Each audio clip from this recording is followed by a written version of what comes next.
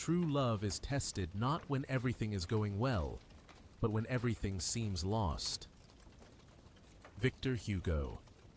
Her name was Megan, 26 years old, an age when life seems to be just beginning, but for her, it had already gathered the dust of disappointments.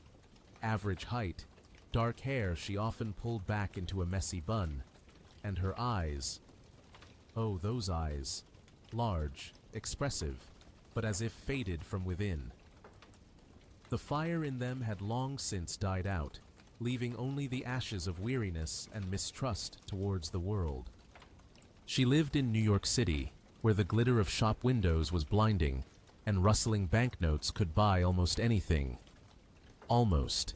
Because the chance for a simple, honest, quiet life wasn't for sale here. And yet, that was exactly what she had once dreamed of, that naive girl who believed in fairy tales. Her fairy tale ended early. An ordinary family, if you could call a family ordinary, where her mom, a nurse with perpetually tired eyes, carried everything on her shoulders, while her father simply left when Megan was 7. Vanished, leaving behind an emptiness and the silent question, why? Then came the stepfather, and with him, the smell of cheap liquor, nighttime shouts, and fear entered their small apartment. Once, just once, a bruise remained on her arm, not from a blow, but from a rough grab when he shoved her aside, blocking his way to the fridge for another bottle.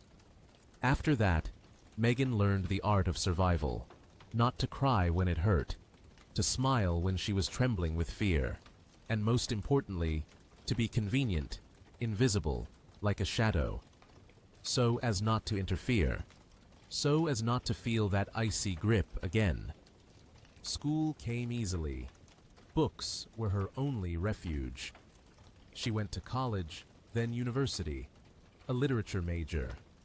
It sounded sophisticated, but in reality, it turned out to be a ticket to nowhere. Her diploma gathered dust on the shelf, while Megan bounced from one odd job to another. A waitress in a cafe with sticky tables, a receptionist at a beauty salon that smelled of hairspray and other people's ambitions, a model for a boring clothing catalog. Smile, Megan, pretend you're happy in this polyester dress. None of these roles brought joy, only money, which was never enough. Men?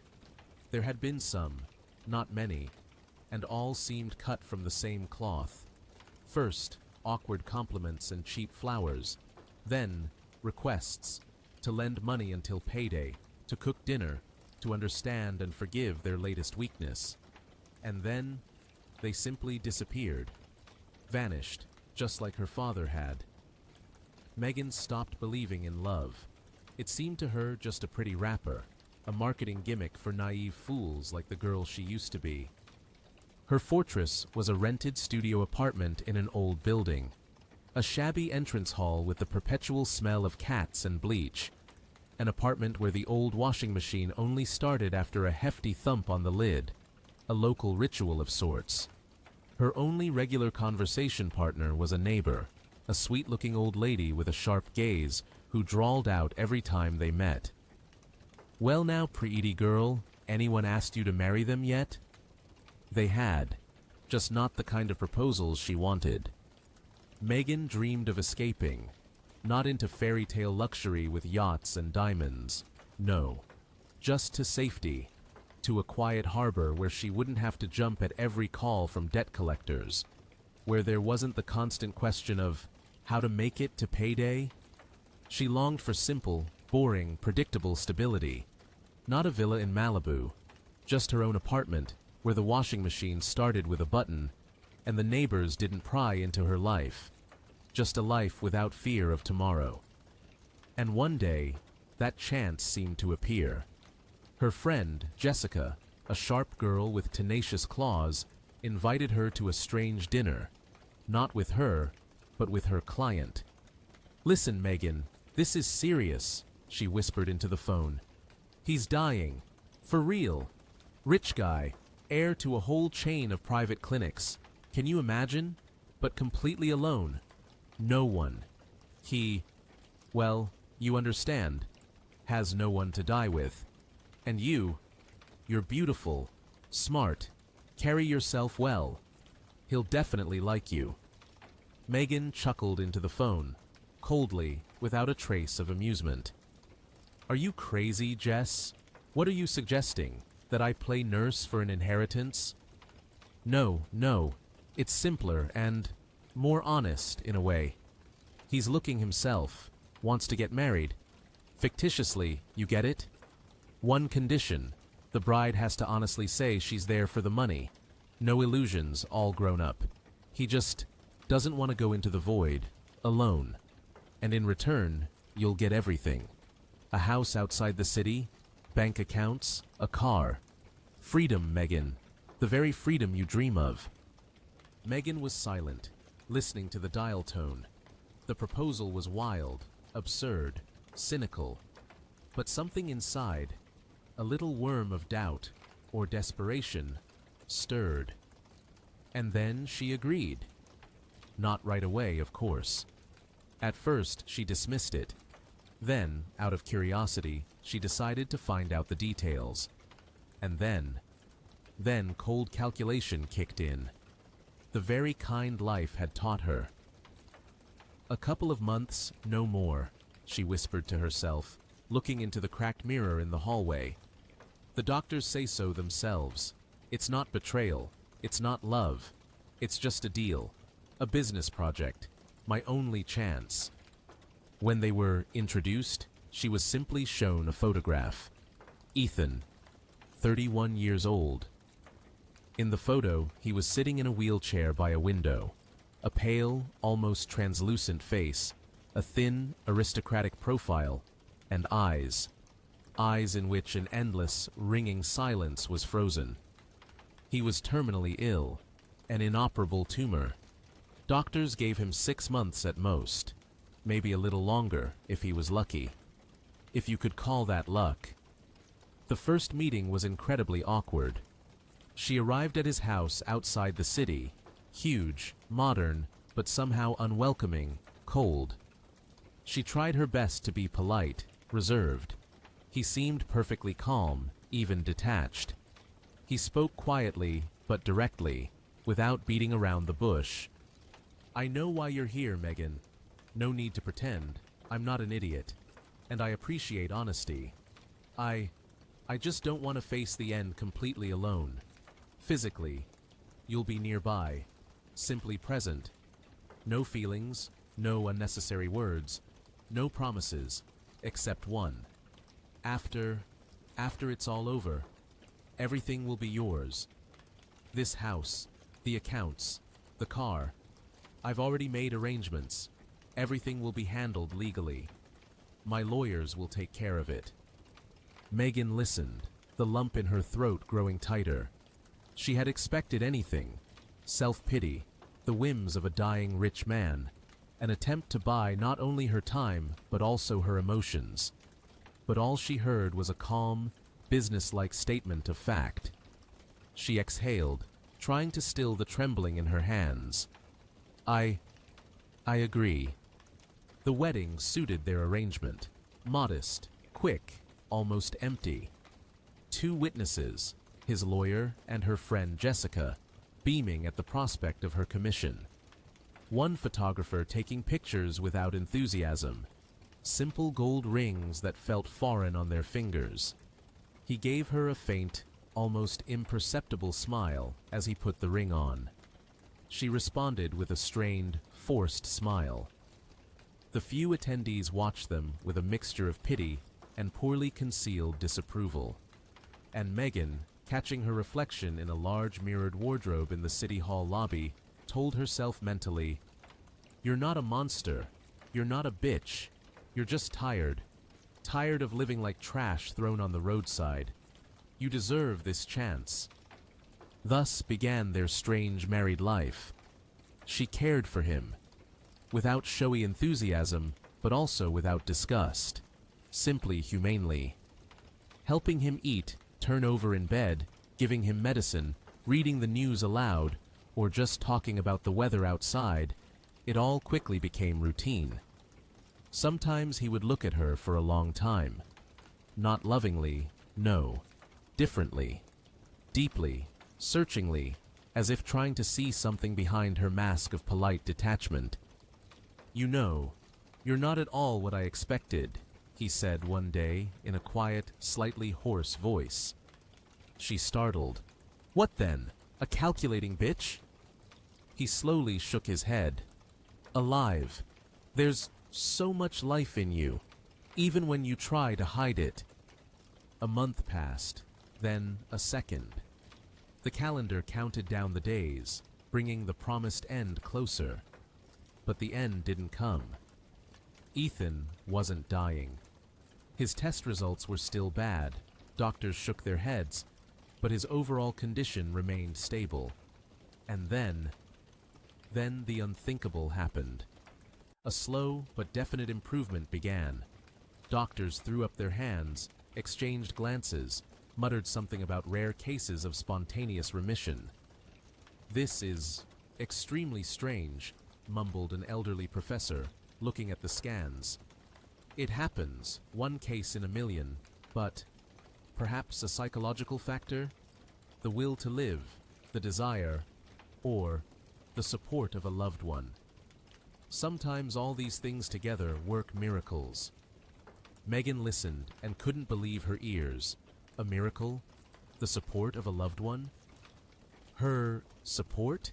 It sounded like a cruel joke. "But he was supposed to pass away," she whispered to herself, left alone in the huge living room. "I had almost gotten used to the idea. I was preparing for the role of the grieving widow. And now, what now?" And now he started to get up. First, leaning on her arm, then, with the help of a special cane, and then, on his own. Slowly, uncertainly, but on his own. And then, at some point, standing by the window and looking at the spring greenery pushing through the clouds, he turned, gave her a long, piercing look, and said quietly, You were waiting for me to die all this time, weren't you?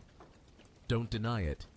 And now you're afraid I'll stay."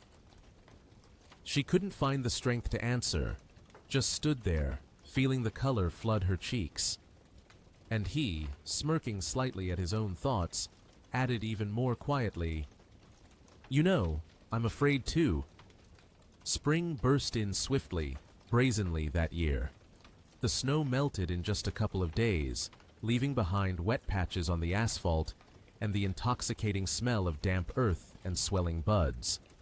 The windows in Ethan's house were thrown wide open, and a fresh breeze flew into the rooms along with the sunbeams. Ethan stood by the window, on his own, without the wheelchair, leaning only slightly on an elegant cane. He stood looking at the awakening garden. Megan froze in the living room doorway, watching him, feeling everything turn upside down inside her. It was as if she were seeing a complete stranger. Not the pale shadow, not the dying patient she had cared for under contract. Not her contract husband, whose end was supposed to be her beginning. Before her stood simply a man. Tall, still thin, but no longer emaciated, with clear eyes. Alive. "How are you feeling?" Her voice sounded muffled, unfamiliar. Alive. He turned and looked directly into her eyes, without a trace of the former silence. Now there was depth in them, and something else she couldn't understand. "I feel alive, Megan, for the first time in a long time." She didn't know how to react, what to say, what to do. Death. That had been an understandable part of their deal. She had waited for it, prepared for it mentally, thought through the details. A mournful expression, the right words of sympathy, formalities with the lawyers. Then, the long-awaited mourning period, the money, the freedom. But life, this unexpected, inconvenient, disruptive life of Ethan's. It shattered her carefully constructed scenario. It left her stumped. The next morning, she woke to the smell of freshly brewed coffee. In the kitchen, Ethan, standing at the stove, was pouring the coffee into cups. "You were sleeping so soundly. I didn't want to wake you." You got up yourself? Walked to the kitchen?" She still couldn't believe it. "Yes, slowly.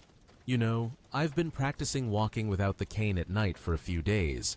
Wanted to surprise you." She nodded silently. The surprise worked.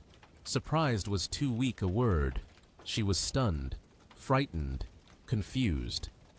Then he sat down opposite her at the large oak table, placed a cup in front of her, and said quietly, "You know, I really thought I was going to die, and the most terrifying thought was that I would die completely alone, bitter at the whole world, that there was no one left beside me. And then you appeared, and you didn't play at sympathy, didn't try to fake love or pity. You were just there, doing what you had to, honestly, in your own way. Thank you for that." Megan quickly lowered her gaze to her cup. His words burned hotter than the coffee. "I wasn't here out of goodwill, Ethan. You know that. I came for the money." He gave a mirthless chuckle. "I know, but now I almost don't care why you came then. What's much more important is that you stayed, and we're here." His recovery gained momentum with astonishing speed. First, short walks in the garden. Then, light morning exercises recommended by the doctors. Then, he started driving himself to the store for groceries. And soon, he plunged back into work. He still had stocks, unfinished projects, business contacts. He returned to the business world, not as intensely as before, but confidently, with gusto. "I've become interested in living again," he said one evening, sorting through business papers. "Can you imagine? Interested.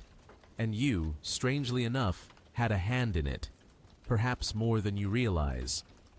And Megan felt, for the first time in her life, that the familiar solid ground was slipping out from under her feet.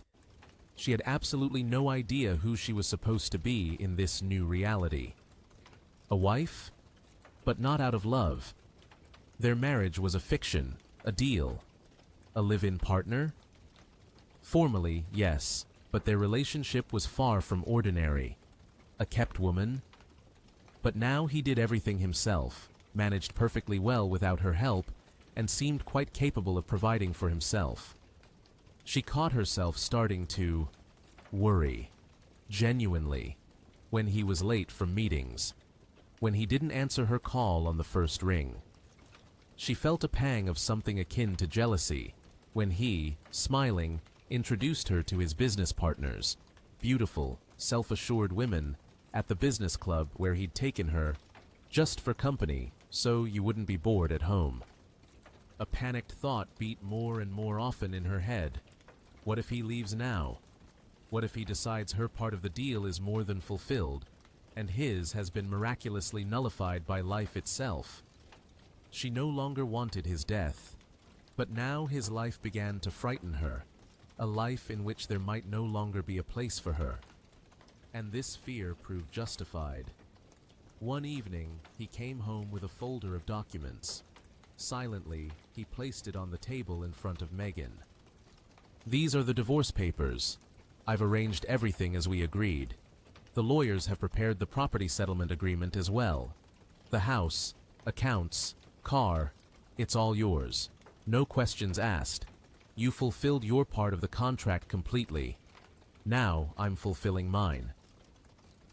Megan looked at the white sheets of paper, and it felt not like paper, but like a sharp knife slowly sliding between her ribs. She should have been happy. Here it was. The end. Here it was. Freedom and a secure future. But instead of joy, everything inside clenched with icy dread and incomprehensible pain. She turned pale. Are you serious, right now?" Absolutely. Why delay? You're free, Megan. You can go and build your life, the one you dreamed of. And I, as you can see, I'm alive. And I want to live on, too. She stared at the papers as if at a sentence.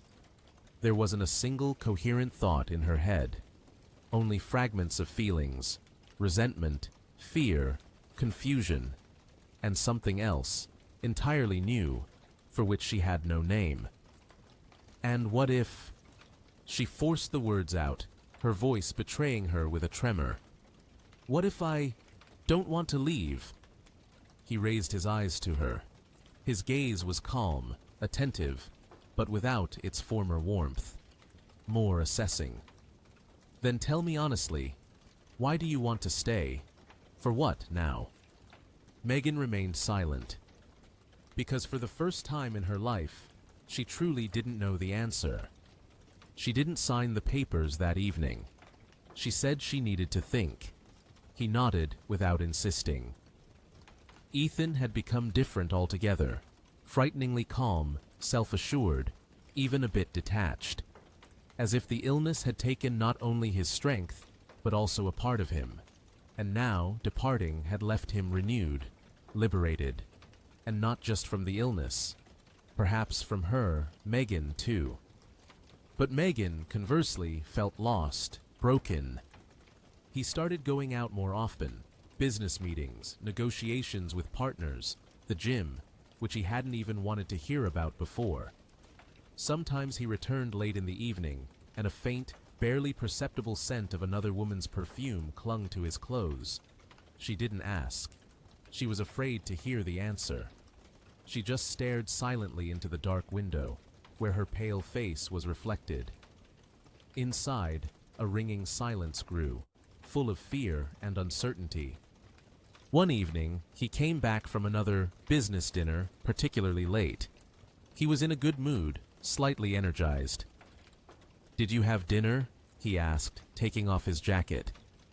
"No," she answered curtly, without turning her head from the window. "Why not?" "Didn't feel like it." He came closer, peering at her face. "Megan, is everything all right?" "Yes, of course. Everything's wonderful," she lied, because the truth was too bitter, too cutting.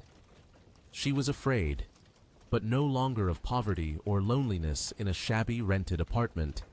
She was deathly afraid that one day he would just leave like that, and not come back, and she would be left alone in this huge, alien house, with loads of money in the bank, and a gaping void inside. A few days later, he was late again. Very late. She hadn't gone to bed. She sat in the kitchen, in an old bathrobe, slowly sipping wine from a glass. The lights were off. Only moonlight fell on the table. He entered quietly, but immediately knew something was wrong. The atmosphere was electric. "Where were you?" Her voice sounded surprisingly calm, but held a cold venom. "I had a meeting." "With whom?" He paused for a second, then sat down opposite her. "With a woman." "Are you sleeping with her?" The question escaped on its own, sharp as a slap. "No." A heavy pause followed. She felt her hands trembling and clenched her fists under the table. "But do you want to?" He looked directly into her eyes, for a long time, searchingly, as if trying to understand what lay behind this sudden aggression. "Does it matter now, Megan?" That was the last straw. She jumped up, the wine glass teetering dangerously on the table. "Yes, damn it! It matters! It matters! I wasn't just sitting beside you waiting for your money, Ethan. I lived with you these months. I cared for you. I held your hand when you thought you were dying. I saw you in a way no one else did. But you did it all for the money. We both know that." "At first, yes, but then, not anymore." The words burst out on their own, against her will, tumbling from her lips before she could think them through. He was silent, looking at her. She was breathing heavily, trying to control her trembling. I don't even know how it happened," she continued, quieter now, almost whispering. "I came here to get everything, and in the end, I think I lost myself." "And what do you want now, Megan? What do you really want?" She was shaking all over. Tears streamed down her cheeks, but she didn't notice them. I don't know. But I definitely don't want you to leave. I don't want to stay in this house alone. I've come to need you. Not as a bank account, not as a guarantee for the future. As a person. Just as a person." That night, he didn't leave the house. But he didn't stay with her in the usual sense either. He simply sat nearby in an armchair, while she, exhausted from tears and emotion, fell asleep right on the living room sofa, curled up in a small, frightened ball. He watched her sleeping face for a long time, on which, for the first time in ages, there was no usual mask. And towards morning, he left quietly, without saying a word. When Megan woke up, the house was unusually quiet and empty. Her divorce papers lay on the same kitchen table. Next to them were the keys to the house and car, and on top, a short note written in Ethan's firm hand. "You're free, but if you ever want to stay, truly, without conditions or old debts, just come, without suitcases from the past, without calculation in your eyes, just you." She read these lines again and again, and tears flowed down her cheeks once more. But these were different tears now, not from fear of loss, but from a sudden, piercing feeling of finding. She had truly found, for the first time, herself. The real Megan, whom she had hidden for so long under masks of cynicism and calculation. She stayed in that huge house for a few more days, not because she had nowhere to go. Now she had everything: money, property, the status of a free and wealthy woman. She could go anywhere, start any life. But looking at her reflection in the expensive Venetian mirror, she saw emptiness, not a face, a frozen mask. Before, she knew exactly who she was, a girl with a plan, heading towards her goal. And now, who? What did she really want? She spread the house documents, the bank statements, on the table. All this was hers by right, her winnings. But the victory brought no joy. Instead, she went to the bedroom where his bed had once stood, sat on the floor, and for the first time in long, long years, she cried truly. Not from fear, not from self-pity, but from the realization that she could still feel, genuinely. On the third day, she packed a small backpack, her passport, an old notebook with poems she once wrote, one warm sweater. She glanced around the house, huge, beautiful, perfect, and felt clearly for the first time. It wasn't hers. It was part of the deal, part of the past. She left the keys and all the documents on the table. Next to them, she placed her own note. "Thank you for everything, especially for helping me find myself again. But I can't stay here. I want to come to you, if you'll let me, not as a wife by calculation, but as a woman who, perhaps for the first time in her life, is beginning to understand what it means to love." And she left, without looking back. She rented a tiny apartment on the outskirts of the city, almost like the one she had so desperately fled. She started over from absolute zero. She went back to work as a barista at the very coffee shop where she had once laughed at the meager salary and dreamed of a different life. Now, she didn't laugh. Now she simply made coffee, smiled at customers, listened to their stories. And for the first time in a long while, she lived, truly. With each day, it became easier to breathe. Not richer, no, but lighter, freer, without the heavy burden of falsehood, without guards at the gate, without fear and constant expectations. She no longer hid from life behind the walls of someone else's wealth or her own cynicism. Several months passed. One day, on her day off, she wandered quite by chance into a small contemporary art exhibition at a local gallery. Bright colors, quiet music, thoughtful faces, and him. Ethan stood with his back to her by one of the paintings, in a simple light shirt, slightly disheveled, alone. He turned slowly, as if sensing her gaze, saw her, and smiled, calmly, warmly, without a hint of surprise, as if he knew she would come, as if he had been waiting for her there. "Hi," her voice trembled slightly. "Hi, Megan. Did you know I'd be here?" He shrugged slightly, not looking away. "No, but I hoped. You've changed a lot." "I just became myself," she whispered. He nodded as if it were self-evident. "Then, maybe we could try starting over? For real?" She looked into his eyes, deep, alive, without the former silence. And for the first time beside him, she wasn't afraid of nothing. "Starting over, does that mean without any conditions?" "It means just be here, if you want to." She took a small step towards him, a step into the unknown. But now this unknown didn't frighten her, it beckoned. "I want to." They didn't return to his huge house outside the city. They rented a small but cozy apartment in a quiet green neighborhood, without marble staircases, without servants, without guards at the gate. Just light walls, large windows overlooking an old park. Just two people learning to live together. She continued working at the coffee shop.